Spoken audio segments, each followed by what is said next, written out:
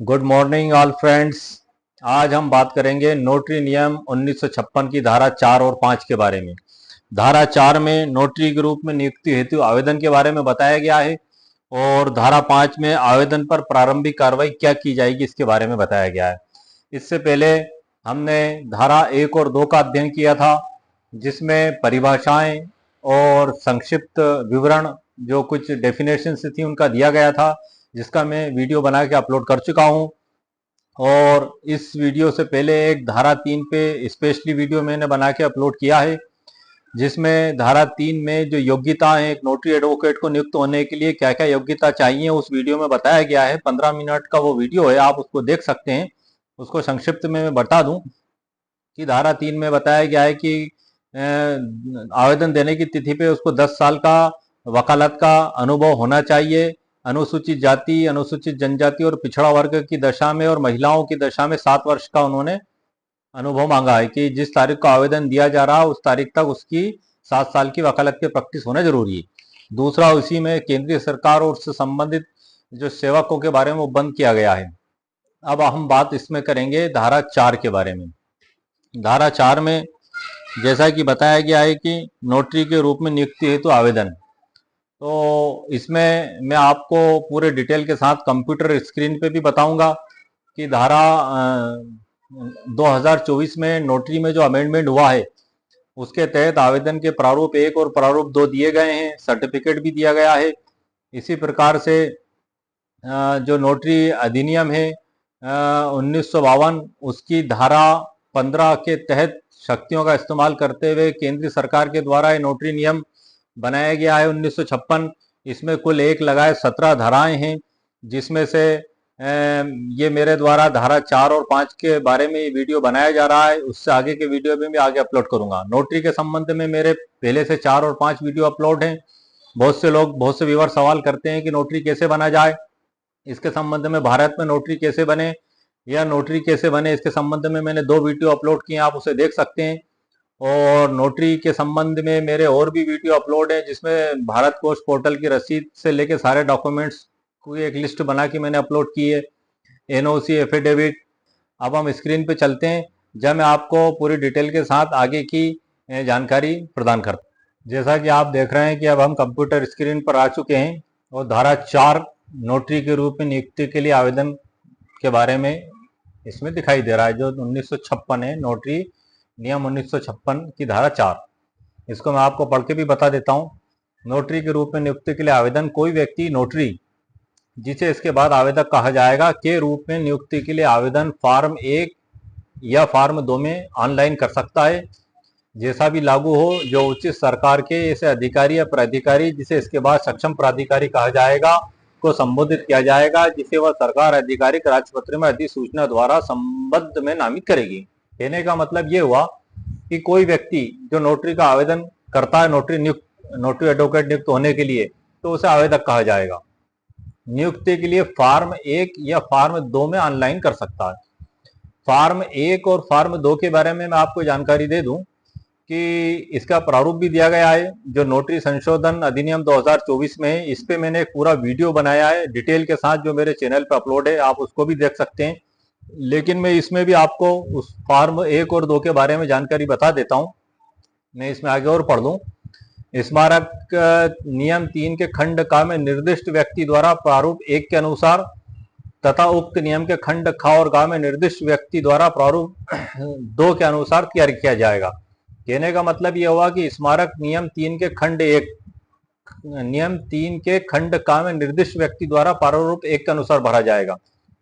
मतलब जो हमने नोटरी नियम 1956 की धारा 3, जिसमें योग्यताएं बताई गई हैं कि नोटरी एडवोकेट नियुक्त होने के लिए क्या क्या योग्यता चाहिए, वो व्यक्ति अगर फॉर्म भरता है उसके खंड का में जो बताया गया है कि व्यक्ति के लिए, जनरल के लिए 10 साल, अनुसूचित जाति जनजाति पिछड़ा वर्ग महिलाओं के लिए 7 साल, ये खंड का में शामिल किया गया है। ये मैं आपको बता देता हूं धारा 3 में कि ये महिला से लेके 10 साल और 7 साल की जो प्रैक्टिस का बताया गया है वो खंड का में शामिल किया गया है। तो उनको फार्म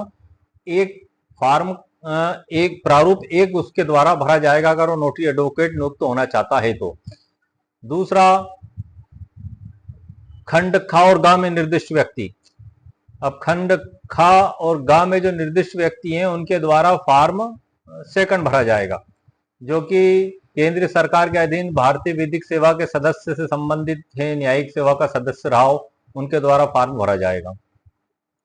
तो मैं आपको फॉर्म भी दिखा देता हूं जिस फॉर्म को भरा जाएगा। ये आप देख रहे हैं, ये है भारत का राजपत्र, द गजट ऑफ इंडिया, 26 नई दिल्ली, सोमवार, फरवरी 26, 2014, फाल्गुन 7, 1945 को ये लागू किया गया है। विधि और न्याय मंत्रालय, विधि कार्य विभाग, अधिसूचना नई दिल्ली 24 फरवरी 2024। इसमें कोई बहुत ज़्यादा परिवर्तन नहीं किया गया, कुछ परिभाषाओं में परिवर्तन किया गया है, कुछ छोटी छोटी परिभाषाएं हैं, और उसके अलावा इसमें एक प्रारूप, 2 प्रारूप इसमें दिए गए और एक सर्टिफिकेट दिया गया। ये प्रारूप फर्स्ट है, नियम 4(2) देखें, जो मैंने अभी बताया था कि जो 10 साल की प्रैक्टिस और 7 साल की प्रैक्टिस का अनुभव जिनके द्वारा मांगा गया है नोटरी अधिवक्ताओं में, उनको, उन एडवोकेट्स को प्रारूप 1 भरा जाएगा। जो ये नोटरी संशोधन अधिनियम 2024 में इसका प्रारूप दिया गया है। और इसी प्रकार से प्रारूप 2 आप देख रहे हैं, नियम 4(2), ये केंद्र सरकार या जिसके जो सेवक है उनसे संबंधित है, ये उन लोगों के द्वारा भरा जाएगा। ये फॉर्म 1 हो गया, ये फॉर्म 2 हो गया। इसी में नीचे सर्टिफिकेट भी है कि जब नोटरी की सारी प्रोसेस हो जाती है और सारी कार्रवाई कंप्लीट हो जाती है तो सेंट्रल गवर्नमेंट की ओर से एक सर्टिफिकेट ऑफ प्रैक्टिस 5 साल का दिया जाता है, जो पहले 3 साल का दिया जाता था, 2000 में अमेंडमेंट होकर उस 3 को 5 साल कर दिया गया था। अब इसमें ये 5 साल के बाद उसको फिर नवीनीकरण करवाना पड़ेगा। तो इस प्रकार से इसका एक पूरा डिटेल वीडियो जो मैंने अपलोड भी किया, आप उसमें देख सकते हैं। उसमें पूरे फार्म के कॉलम और पूरी डिटेल के साथ मैंने समझाया है। तो ये फार्म जो धारा 4 में बताया गया है, जिस फार्म का प्रारूप 1 और 2 फार्म भी ये नोटिस संशोधन अधिनियम में भी अवेलेबल है, बुक्स में भी अवेलेबल है, आप उसमें भी देख सकते हैं। ये गजट ऑफ इंडिया है, 2024 को लागू किया गया है। ये आप देख सकते हैं स्क्रीन पे, भारत का राजपत्र, द गजट ऑफ इंडिया।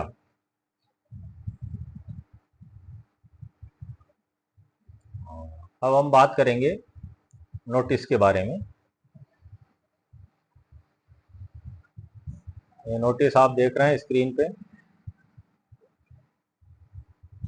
उससे पहले मैं आपको नियुक्ति के लिए आवेदन के बारे में और भी बता दूं। इसमें कुछ हटा भी दिया गया है। अधिसूचना संख्या GRS 821 के द्वारा उपनियम 2A और 3 को हटा दिया, और नियम 5 और GRS 151 14(3) को भी हटा दिया गया है।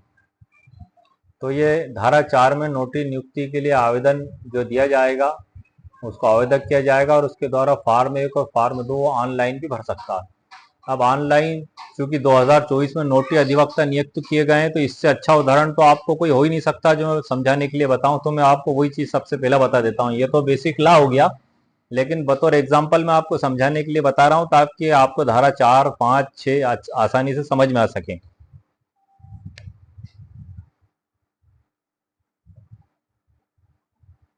ये आप देख रहे हैं, ये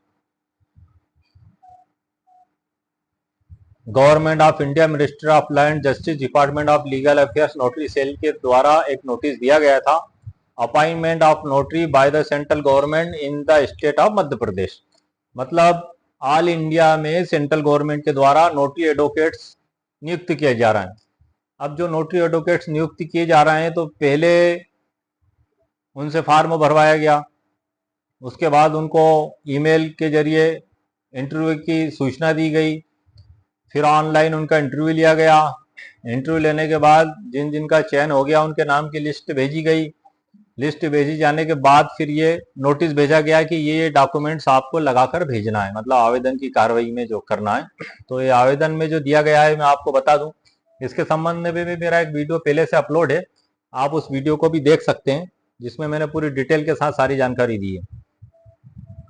अब इसमें ये बताया गया है कि applicant whose name appear in the annexure list are required to submit the following documents to this department.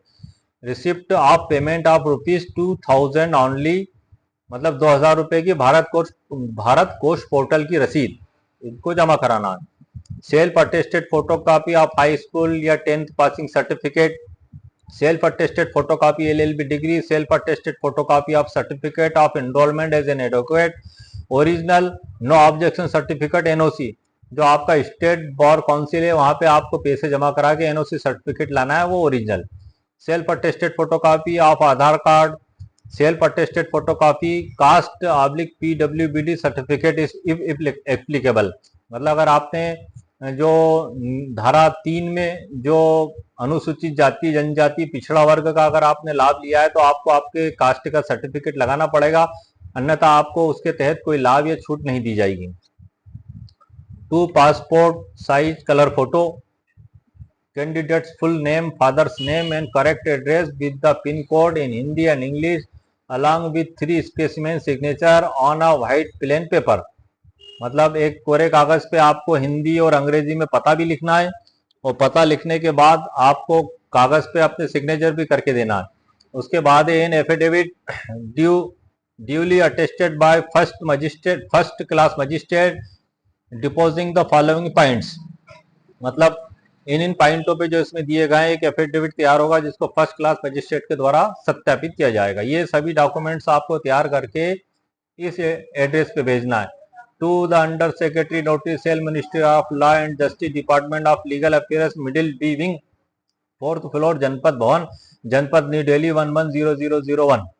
और लिफाफे के ऊपर आपको लिखना है superscribe notary appointment for the state of Madhya Pradesh, जो कि सभी पूरे ऑल इंडिया से जितने भी नोटरी एडवोकेटों को डॉक्यूमेंट्स मंगाए गए थे तो उन्होंने इसी एड्रेस पे भेजा है। ये सेंट्रल एक्ट है, पूरे इंडिया में लागू है, पूरे भारत के वकीलों पे लागू है, नोटरी एडवोकेट्स पे। तो इस प्रकार से ईमेल के द्वारा भी उन्होंने डॉक्यूमेंट्स मंगवाए थे, उसका पूरा एक मैंने वीडियो भी बनाया और भारत कोर्ट पोर्टल की रसीद से लेकर आखिर तक आप उसको देख सकते हैं मेरे वीडियो पे। तो ये मैंने आपको लेटेस्ट जानकारी दे दी कि फार्म 1 और फार्म 2 जो ऑनलाइन भराए गए थे, ऑफलाइन भी होता है, स्टेट गवर्नमेंट की निकलती है तो बार कौन आपकी बार में भी उसकी सूचना दे दी जाती है, और अगर सपोज करो कि सेंट्रल गवर्नमेंट की निकलती है तो आपको उसकी भी साइट पे सूचना आपको प्राप्त हो जाती है। तो इस प्रकार से ऑनलाइन ये सारा काम किया गया है, ये मैंने आपको इसमें बता दिया। नोटरी सेल NIC.in इसके बारे में लिखा भी गया नीचे, under secretary notary cell department of legal affairs. तो ये मैंने आपको बटो प्रैक्टिकली बताया। जो धारा अपनी जगह है, अब मैं उसको वापस आपको धारा पे ले चलता हूँ, धारा 4 पे। तो नोटरी के रूप में नियुक्ति के लिए आवेदन फार्म 1 या फार्म 2 में, तो फार्म 1 और 2 2024 में नोटरी जो अमेंडमेंट हुआ उसमें मैंने आपको बता दिया, उसका डिटेल वीडियो भी अपलोड है, आप उसको भी देख सकते हैं। और प्रारूप 1 और प्रारूप 2 किसके द्वारा भरा जाएगा, सरल शब्दों में मैं आपको बता दूं कि प्रारूप 1 एडवोकेट्स के द्वारा भरा जाएगा और प्रारूप 2 जो केंद्रीय सरकार की सेवा में न्यायिक सेवा के सदस्य रहे उनके द्वारा भरा जाएगा। ये बिल्कुल आसान शब्दों में मैं आपको बता रहा हूँ। अब हम आगे बढ़ते हैं कि आवेदन पर प्रारंभिक कार्रवाई क्या की जाएगी। मतलब आपने ऑनलाइन आवेदन भी भर दिया, उसके बाद की प्रोसेस क्या होगी, फीस भी भर दी भारत कोर्ट पोर्टल की, उसके बाद आपको क्या करना है। आवेदन पर प्रारंभिक कार्रवाई, सक्षम प्राधिकारी उसके द्वारा प्रत्येक आवेदन की जांच करेगा और यदि वो संतुष्ट हो जाता है कि आवेदन सभी प्रकार से पूर्ण नहीं है या आवेदक के पास नियम 3 में निर्दिष्ट योग्यता नहीं है या नोटरी के रूप में नियुक्ति के लिए आवेदक का कोई पिछला आवेदन की तारीख से 6 माह के भीतर खारिज कर दिया गया था, तो उसे सरसरी तौर पर खारिज कर देगा और आवेदक को तदनुसार सूचित करेगा। कहने का मतलब ये हुआ कि जैसे ही आपका आवेदन जाएगा तो सारे डॉक्यूमेंट्स की जांच की जाएगी और यदि वो संतुष्ट हो जाता है कि आवेदन पूर्ण नहीं है, मतलब उसमें कोई कमी है, जैसे धारा 3 की योग्यताओं में कोई कमी है या आपने कुछ उसमें गलत जानकारी भर दी है, अगर वो पाता है कि आवेदक के पास नियम 3 में निर्दिष्ट योग्यता नहीं, नियम 3 से मतलब यह है कि 10 साल का विधि व्यवसाय का अनुभव रहा हो उसको, अनुसूचित जाति जनजाति पिछड़ा वर्ग महिलाओं में 7 साल का, अगर ये केंद्रीय सरकार या न्यायिक सेवा के सदस्य है तो उसकी योग्यताएं जो दर्शाई गई, अगर ये योग्यताएं उसके पास नहीं है तो ये मानेगा कि आवेदन पूर्ण नहीं है। या नोटरी के रूप में नियुक्ति के लिए आवेदन का कोई पिछला आवेदन की तारीख से 6 माह के भीतर खारिज कर दिया गया था। दूसरा ये भी है कि वो ये भी देखेंगे कि जिस तारीख को आपने नोटरी का एप्लीकेशन किया उससे पिछली 6 माह की तारीख में अगर आपका कोई नोटरी एप्लीकेशन आवेदन निरस्त हुआ है तो वो इस आवेदन को भी सरसरी तौर पर खारिज कर देगा और आवेदक को तदनुसार सूचित करेगा। ये आवेदन पे जो देने के बाद जो कार्रवाई है उसमें जांचें की जाएंगी। धारा 3 के बारे में जांचा जाएगा योग्यता है कि नहीं, 6 माह के पहले कोई आवेदन तो पेंडिंग नहीं था, निरस्त तो नहीं हुआ, इन सब के बारे में पूरी पूरी जांच की जाएगी। उसके बाद ये कुछ हटा दिया गया इसमें, खंड का 370 हटा दिया गया है ना, उसका भी देखते हैं। यदि वह ठीक समझे तो वह उस क्षेत्र के किसी बार काउंसिल, बार एसोसिएशन, निगमित विधि सोसाइटी या अन्य प्राधिकरण से जहां आवेदक प्रैक्टिस करने का प्रस्ताव करता है, आवेदक की नोटरी के रूप में नियुक्ति के संबंध में आपत्तियां यदि कोई हो पता लगा सकता है, जो इस प्रोविजन के लिए निर्धारित समय के भीतर प्रस्तुत की जानी चाहिए। मतलब अगर वो ठीक समझता है, सक्षम प्राधिकारी जो आपके नोटरी के आवेदन की जांच कर रहा है, वो उचित समझता है, तो उस क्षेत्र में किसी बार काउंसिल या बार एसोसिएशन या निगमित विधि सोसाइटी या अन्य प्राधिकरण से जहां आवेदक प्रैक्टिस करता है, वकालत का कार्य करता है, प्रस्ताव करता है, आवेदक प्रैक्टिस का प्रस्ताव करता है, मतलब जो आपने फॉर्म में अपना कार्य क्षेत्र भरा है कि मैं यहाँ विधि व्यवसाय करता हूँ और मैं यहाँ नोटरी का कार्य करूंगा या इस क्षेत्र में मेरी सदस्यता है, तो वहां पे नोटरी के रूप में नियुक्ति के संबंध में यदि कोई आपत्ति हो तो उसका पता लगा सकता है, यदि वह ठीक समझे तो। मतलब ऐसा मैंडेटरी नहीं लिखा है वहां, यदि वह ठीक समझे तो इस कार्रवाई को भी करेगा। इसके बाद सक्षम प्राधिकारी की सिफारिश का भी बताया गया है, जो कि हम अगले वीडियो में इसका अध्ययन करेंगे। अब मैं आपको इसमें एक बात और बता देता हूं कि जिस प्रकार से ये हमने देखा, नोटरी भारत का राजपत्र भी देख लिया, इसमें प्रारूप 1 और ये प्रारूप 2 देख लिया आपने, इसमें बताया गया है। और उसके बाद आवेदन पर प्रारंभिक कार्रवाई के बारे में बताया गया है। तो आपको मैं संक्षिप्त में एक बार और बता दूं कि ये जो धारा 4 है नोटरी के रूप में नियुक्ति के लिए आवेदन, धारा 6 में आवेदन पर प्रारंभिक कार्रवाइयां, धारा 7 में सक्षम प्राधिकारी की सिफारिश भी इसमें लगाई जाएगी, और संक्रमण